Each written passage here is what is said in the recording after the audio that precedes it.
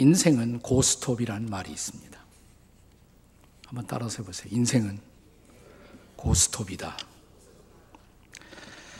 인생은 도전과 승부라는 고의 연속이고, 동시에 우리가 처하고 있는 삶의 정황을, 현실을 살피면서 미래를 예측하기 위해서 우리는 자주 스톱할 필요가 있는 것이 인생의 길이죠.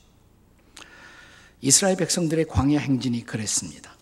오늘 본문 17절에 보면 성막을 덮고 있었던 구름이 위로 떠오르면 행진을 시작하고, 구름이 머물면 그들이 스톱하고 정지하고 그곳에 진을 쳤던 것입니다. 자, 말씀을 같이 읽어보겠습니다. 17절 시작.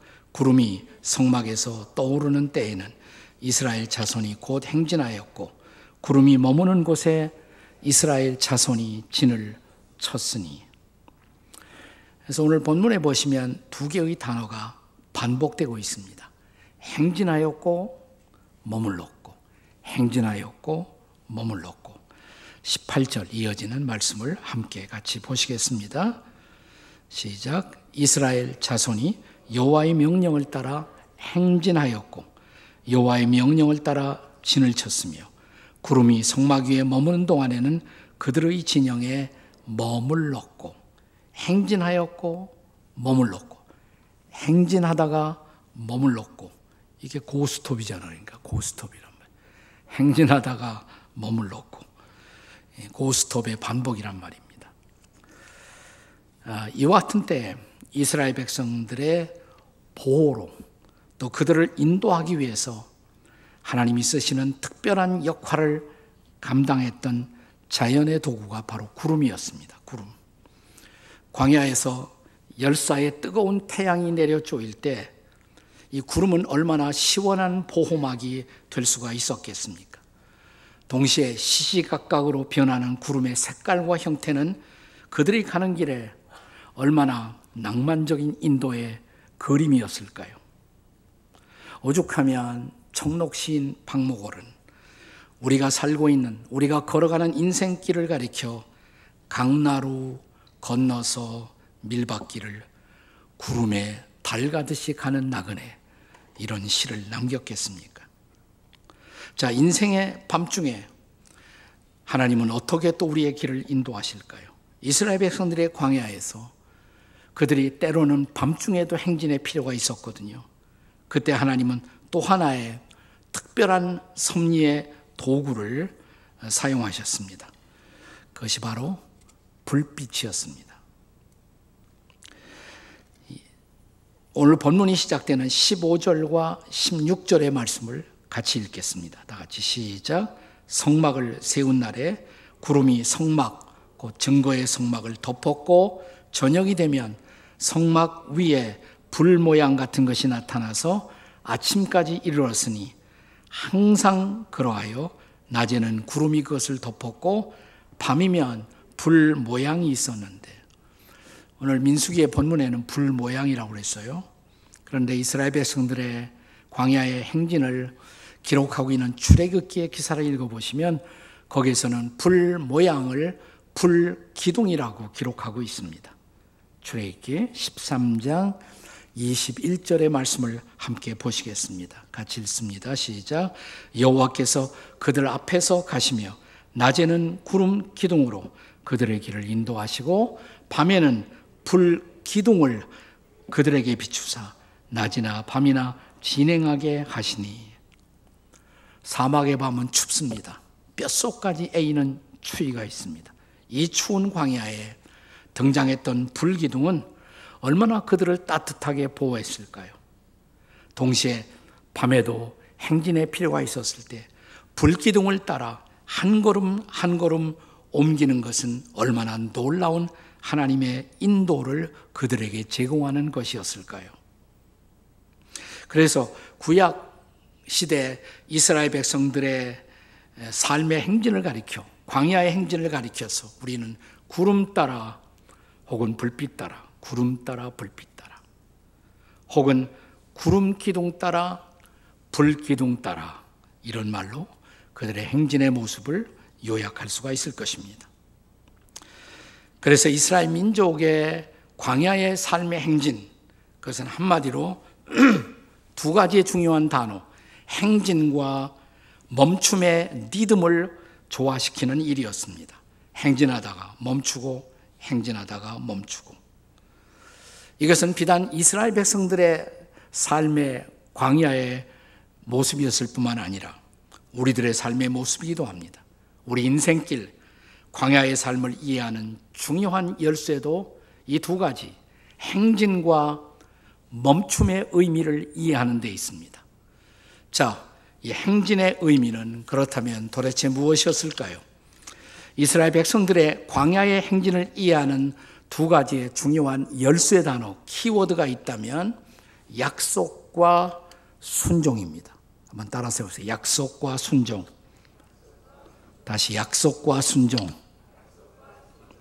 네, 첫째는 약속입니다. 이스라엘 백성들에게 있어서 광야의 행진은 약속의 땅을 향한 나아감이었습니다. 마찬가지로 우리가 예수 믿고 예수님을 우리의 구주와 주인으로 받아들이고 삶의 주인으로 그분을 만난 그 순간부터 우리에게는 약속의 땅이 우리 인생의 궁극적 본향이 되는 것입니다. 그리고 그 순간부터 이 땅에서, 광야에서의 우리의 삶의 모습은 외국인과 나그네처럼 순례자로 사는 것이라고 히브리서 기자는 가르치고 있습니다. 자, 히브리서 11장, 유명한 믿음의 장이죠. 11장 13절에 보시면 또 땅에서는 뭐라고 그랬어요? 외국인과 나그네임을 증언하였으니. 자, 영원한 천국이 우리의 삶의 궁극적 본향이 되는 순간 우리는 이 땅에서 외국인이 되는 거예요. 거기가 우리의 본국이기 때문에 여기서는 외국인입니다. 동시에 우리는 나그네로, 순례자로 광야의 삶을 살아가는 것입니다. 자, 이러한 과거의 우리 신앙의 선배들의 삶의 모습을 히브리서 기자가 증언하며 히브리서 11장 이어지는 16절에서는 이렇게 가르칩니다. 같이 한번 읽어보겠습니다. 시작. 그들이 이제는 더 나은 본향을 사모하니 곧 하늘에 있는 것이라. 이러므로 하나님이 그들의 하나님이라 일컬음 받으심을 부끄러워 아니하시고 그들을 위하여 한 성을 예비하셨느니라. 그 성이 무슨 성이에요? 시온 성이에요. 새 예루살렘 성이에요. 완성된 천국인 것입니다. 약속의 땅의 종착역이라고 할 수가 있습니다.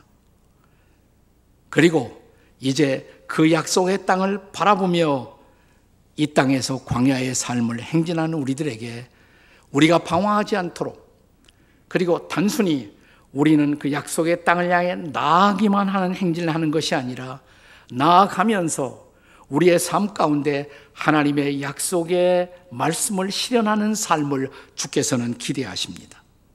그 약속의 땅을 향한 광야의 행진에는 또 하나의 중요한 목적이 있었어요.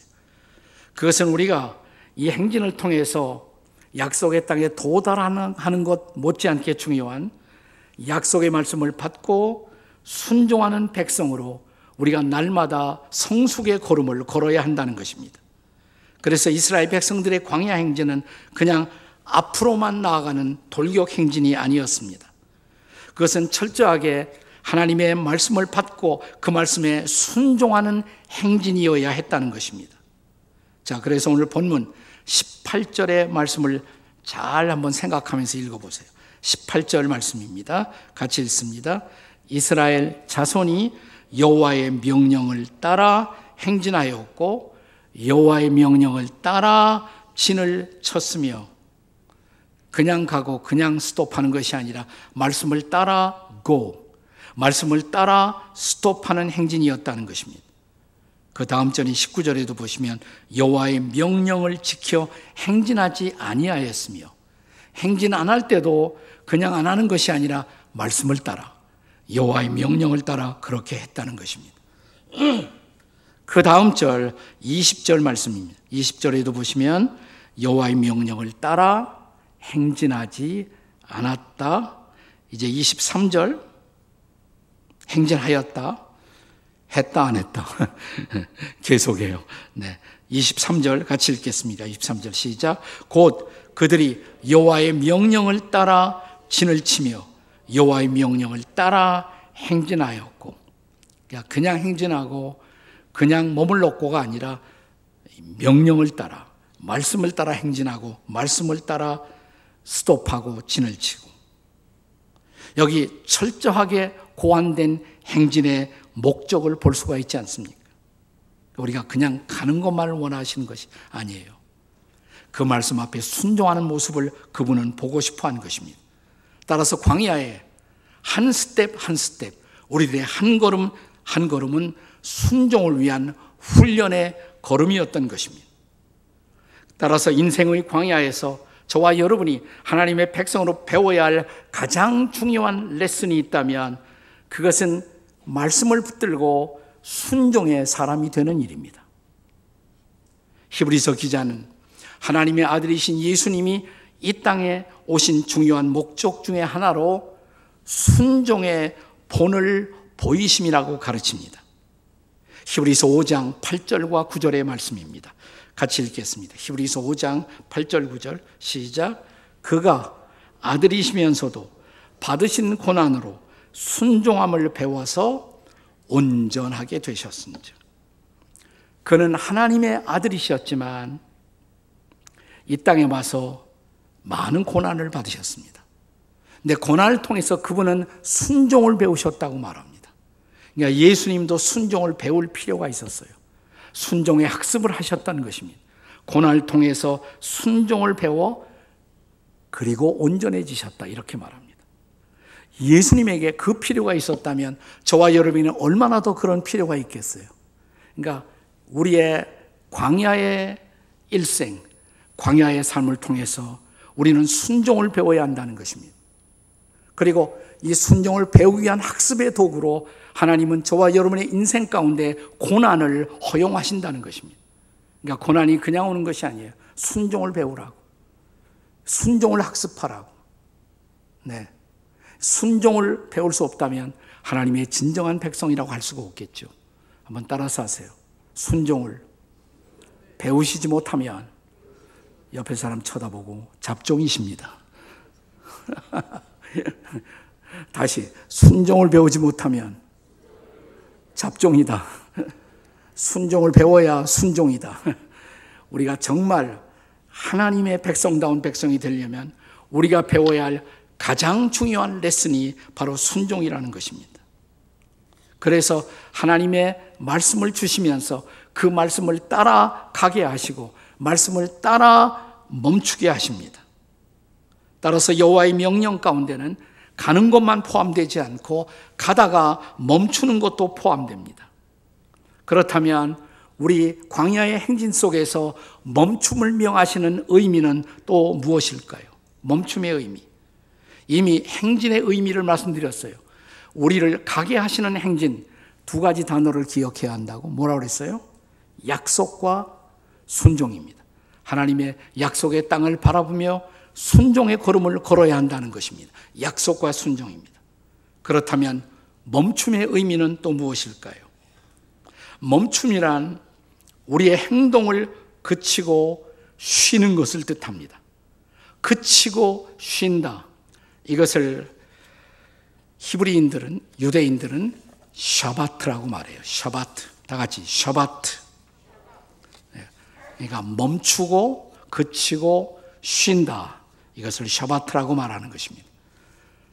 우리가 그렇다면 히브리 사람들에게 당신들이 샤바트하는 목적은 무엇입니까? 이렇게 묻는다면 생각 있는 히브리인들은 틀림없이 이런 대답을 줄 것입니다. 샤바트의 두 가지 목적, 하나님 사랑과 이웃 사랑입니다. 따라서 보세요. 하나님 사랑과 이웃 사랑. 여러분, 이스라엘 백성들이 이제 시내산을 떠나게 됩니다. 근데 떠나기 직전에 그들이 시내산에서 십계명을 받죠. 십계명을 받습니다. 우리가 십계명의 구조를 살펴보면 아주 흥미롭습니다. 크게 둘로 나눠야 돼요. 1계명부터 3계명까지. 그것은 하나님에 대한 우리의 의무를 보여주고 있습니다. 그러나 그 다음에 제5계명부터 10계명까지는 이웃에 대한 의무 혹은 사람에 대한 의무를 가르치고 있어요. 그러니까 크게 두 가지예요. 1계명부터 3계명 하나님에 대한 의무, 그다음 5계명부터 10계명 이웃에 대한 의무.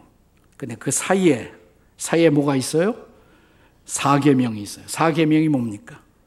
안식일을 기억하여 거룩하게 지키라. 안식에 대한 계명이 4계명이 되어 있습니다.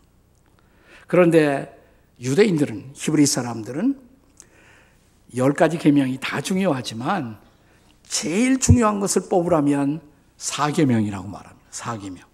왜냐하면 4계명을 제대로 지켜야 하나님에 대한 의무 다 할 수가 있고 또 이웃들에 대한 의무도 다 할 수 있기 때문입니다. 왜 그럴까요? 자, 안식은 멈춤입니다. 여러분, 유대인들 보면 우리처럼 지금 우리들의 한 주일 성수라는 단어를 우리가 많이 씁니다만은 우리는 순엉터리예요, 사실. 유대인들의 관점에서 보면 얼마나 철저하게 그들이 안식일을 지킵니까? 안식일 다가오기 전에 모든 준비를 다 해요. 안식일 날은 문자 그대로 멈추는 것입니다. 모든 행동을 멈춰요. 네. 그리고 음식도 미리 준비해 놓은 것을 그냥 먹을 뿐이지 안식일 날은 절대로 요리도 하지 않습니다. 근데 두 가지나 해요. 안식일 날. 하나는 뭐냐면 회당에 가서 예배를 드립니다. 그들은 회당에 걸어갈 수 있는 그 범위 안에 그들의 집을 정해요. 그리고 안식일 날은 가족들이 함께 회당에 가서 거기서 하나님을 예배합니다. 안식일에 하는 유일한 것, 하나님을 예배해요. 다 멈추고 쉬면서 하나님을 예배합니다. 그 예배를 통해서 하나님과의 관계가 새로워지겠죠. 또 하나 하는 것이 있어요. 이웃들 만나도 괜찮아요. 이미 장만해 놓은 음식들을 이웃들과 같이 더불어 나누기도 하고 대화하기도 하고 교제하기도 하고 그러면 이웃들과의 관계가 새로워져요. 그러니까 안식일을 제대로 지키면 하나님과의 관계도 새로워지고 이웃들과의 관계도 새로워지고 여러분, 우리가 참으로 하나님을 사랑하면 하나님을 향한 계명, 의무를 지키는 것은 저절로 성취되는 것입니다. 하나님 참으로 사랑하는 사람들이 우상을 섬기겠습니까? 하나님을 정말 사랑하는 사람들이 하나님의 이름을 망령되이 일컫겠어요? 하나님 사랑하면 1, 2, 3계명 저절로 다 이루어져요. 자, 그런데 이 하나님에 대한 의무와 사람에 대한 의무를 연결하고 있는 4계명, 안식에 대한 계명. 우리가 안식을 제대로 하면 그 다음에 제5계명부터 10계명도 지켜진다 이 말이에요. 여러분, 우리가 이웃을 참으로 사랑하면 이웃들을 속이겠어요? 이웃들에게 거짓을 행하겠습니까? 이웃들을 살인하겠습니까? 그런데 우리가 이웃들을 배려하지 못하는 안식의 상실, 그것이 이웃들과의 모든 부조와 모든 갈등을 초래하는 근본적인 원인이라는 것이에요. 여러분, 자, 5계명부터 10계명까지가 이웃들에 대한 계명인데 그 맨 처음 5계명이 바로 뭐예요? 5계명이. 혹시 10계명 잊어버리셨습니까? 내 부모를 공경하라. 부모를 공경. 오늘 우리가 어버이 주일로 지키잖아요. 부모를 공경하라. 왜 부모를 공경하지 못해요? 여러분, 우리가 어버이 주일을 이렇게 만들어 지키는 이유가 어디에 있습니까? 어버이를 향한 마음을 쉽게 상실하기 때문에 오늘 하루만이라도 멈추고 전 부모님 만나고 또 부모님의 얘기도 들어드리고 부모님의 필요가 뭔지 생각해보고 시간 없다고요? 뭘 위해서 그렇게 바쁘세요? 무엇 때문에 그렇게 바쁘십니까? 주님이 안식의 계명을 허락하신 이유도 좀 마음을 멈추고 쉬면서 중요한 것에 다시 초점을 맞추고 인생의 관계를 회복하라고 주신 것이다 이 말입니다. 우리가 이웃들을 사랑하지 못하는 이유, 이웃들을 향한 배려의 마음을 상실하는 원인, 우리 마음에 쉼이 없어요. 마음에 안식이 없는 것입니다. 사랑하기보다 거짓하고 속이고 살인하고 그래서 하나님은 때때로 우리에게 행진을 멈추라고 명령하십니다. 멈추라고 명하신 이유 두 가지 하라고. 하나님 바라보고 이웃 좀 돌아보라고. 그 마음의 멈춤의 상태 속에서 진지하게 하나님 예배하고 하나님 바라보고 또 내가 등한히 했던 이웃들을 좀 돌아보라고. 그들을 사랑할 줄 알아야 한다고. 이 멈춤의 시기도 그래서 인생 마음대로 정할 수가 없었습니다. 하나님이 안식일 정하시고 안식년 정하시고 희년도 정하시고. 나 광야 행진할 땐 좀 달았겠죠. 광야 행진 속에는 그들이 지나치게 많이 걸었다고 느끼면 하나님은 좀 더 충분한 안식의 시간을 그들에게 명하십니다.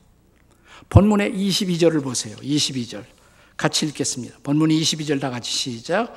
이틀이든지 한 달이든지 1년이든지 구름이 성막 위에 머물러 있을 동안에는 이스라엘 진영에 머물고 행진하지 아니하다가 떠오르면 행진하였으니. 어떤 경우에는 하나님이 이틀 쉬어라, 어떤 경우에는 한 달 쉬어라, 어떤 경우에는 1년을 쉬라고 명하시기도 하십니다. 주님이 판단하실 때 너희들이 지나치게 속도감만 내서 살다 보니까 중요한 것을 잃어버렸다고 판단하셨을 때 하나님은 때로는 1년도 쉬게 하신단 말이죠. 사실 이스라엘 백성들이 출애굽해서 애굽 땅을 떠나서 시내산까지 오는 동안은 한 2달 미만이었을 거예요. 한 2달 정도 걸어서 그들이 시내산에 도착을 합니다. 근데 시내산에 와서는 거의 하나님이 1년 동안 멈추게 하셨어요. 거기서 1년을 쉬십니다. 이스라엘 백성들이 애굽을 떠날 때 얼마나 힘들었습니까? 바로와의 그 긴장스러운 대결, 그리고 그들의 모든 것을 끌고 미지의 낯선 곳을 향해서 떠나야 하는 분주함, 그리고 그들을 향해 닥쳐왔던 광야의 시련. 그렇게 2달 만에 그래도 시내산까지 왔단 말이죠. 거기서는 1년을 쉬게 하세요. 1년.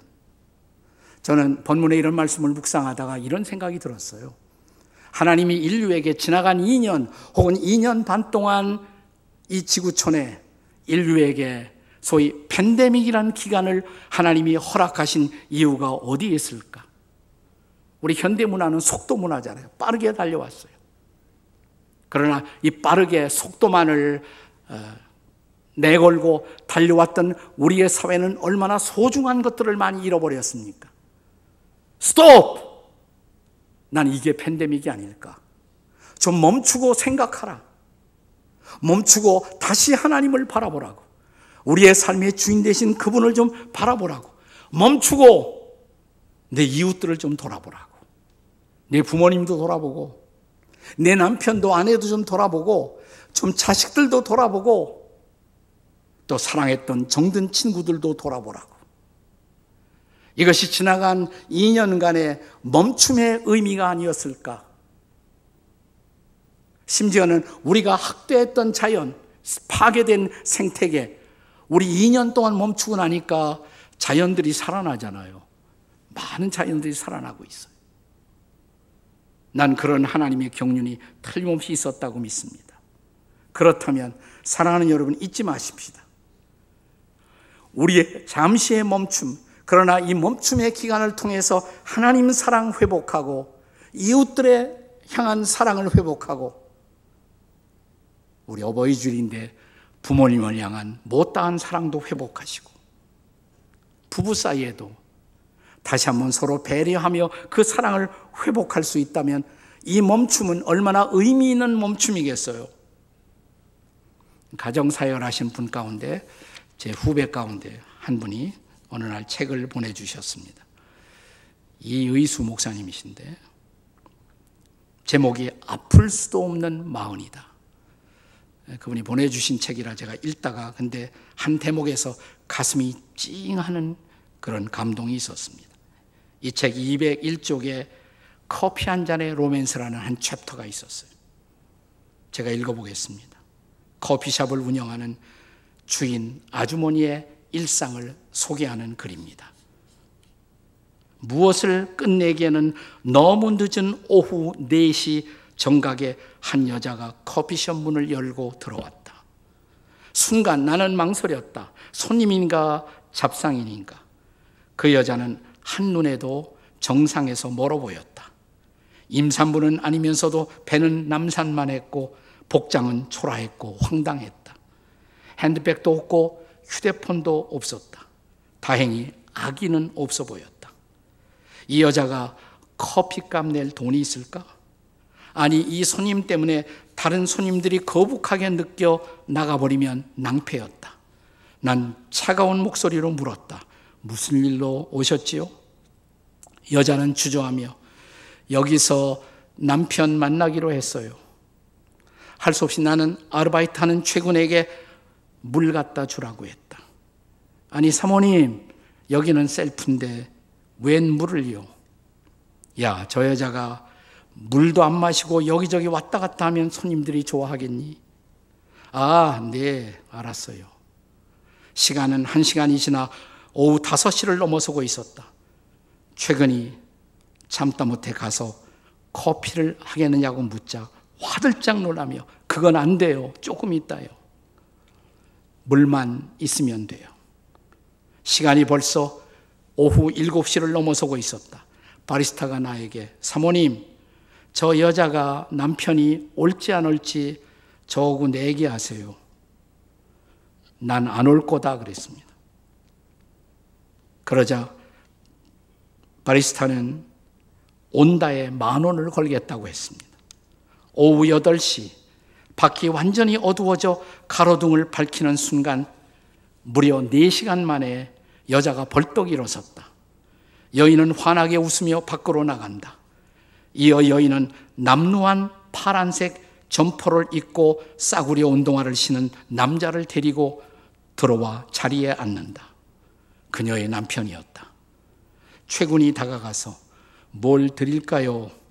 묻자 커피요. 어떤 커피를 드릴까요? 보통 커피로요. 카페 라떼로 드릴까요? 아, 예. 난 두 사람의 대화가 궁금해서 유리문을 닦는 척 창가로 다가섰다.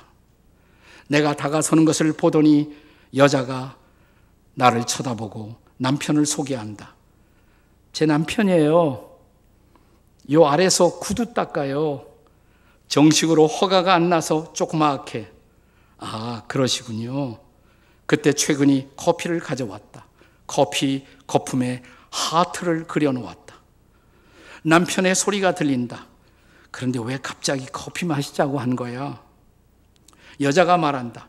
우리 결혼한 지 3년이 되었잖아요. 그동안 당신하고 분위기 낸 적이 없어서요. 당신 고생 많이 하고 있는데 오늘은 커피를 제가 대접하고 싶었어요. 허허, 이 사람아, 대접은 무슨. 그래도 여기서 날 기다렸단 말이야? 오래 기다렸어? 아니에요. 금방 왔어요. 커피값이 비쌀 텐데. 비싸기는 해도 가끔은 당신에게 커피 정도는 사드리고 싶었어요. 이야기도 나누고요. 분위기가 좋잖아요. 그렇지 않아요? 난 천천히 발걸음을 돌려 주방으로 향했다. 이제 이 두 사람이 오붓하게 대화를 나누도록 자리를 비켜주어야만 했다. 그러나 난 2걸음도 걷지 않아 내 자신의 모습을 떠올렸다. 결혼한 지 나는 15년이 지났지만 가족이 커피숍에 마주 앉은 기억이 별로 떠오르지 않는다. 아니, 마주하긴 했을 것이지. 하지만 저렇게 행복한 커피 타임은 아니었다. 심지어 내가 커피숍을 운영하는데도 말이다. 나는 처음에 저 여인을 비웃었지만 정작 비웃어야 할 사람은 나 자신이었다. 이번에는 부러운 표정으로 그녀를 바라보았다. 따스한 커피 한 잔을 두 손으로 감싸고 온몸으로 온기를 느끼면서 남편을 주목하고 바라보고 있었다. 세상에서 가장 환한 표정으로 남편의 이야기를 듣고 있는 저 표정. 여전히 촌스럽게 그지없는 얼굴이었지만 이제껏 42에 내가 본 적이 없는 가장 아름다운 미소였다. 이 구두닦기 부부의 커피 타임이야말로 오늘 우리 사회가 잃어버리고 있는 것, 우리 시대가 상실하고 있는 것, 성경이 강조하는 샤바트의 행복, 안식의 진정한 축복, 그것이 아니겠습니까? 우리 예수님이 사랑하는 제 아들과 길을 가다가 걸음을 멈추시면서 하신 말씀, 내일 일을 너무 염려하지 말라고, 저 공중에 나는 새를 보라고, 저 들에 핀 백합화를 보라고. 근데 우리는 그런 여유조차 상실하고 급하게만 달려오고 있는 거 아니에요. 급하게 달려오면서 서로 충돌하고 서로 갈등하고 서로 피를 흘리고, 이것이 우리들의 인생이어야 합니까? 그렇게 살아야만 하겠습니까? 그래서 행진을 명하신 주님이, 동일하신 주님이 때때로 우리에게 스톱을 명하십니다. 멈추라고, 생각하라고, 기도하라고, 다시 약속의 말씀을 붙들라고, 그리고 진정한 성경의 가치관을 붙들고 살아야 한다고. 오늘 이런 멈춤의 은혜가, 멈춤의 복이 함께하는 이날이 되시기를 주의 이름으로 축복합니다. 기도하시겠습니다.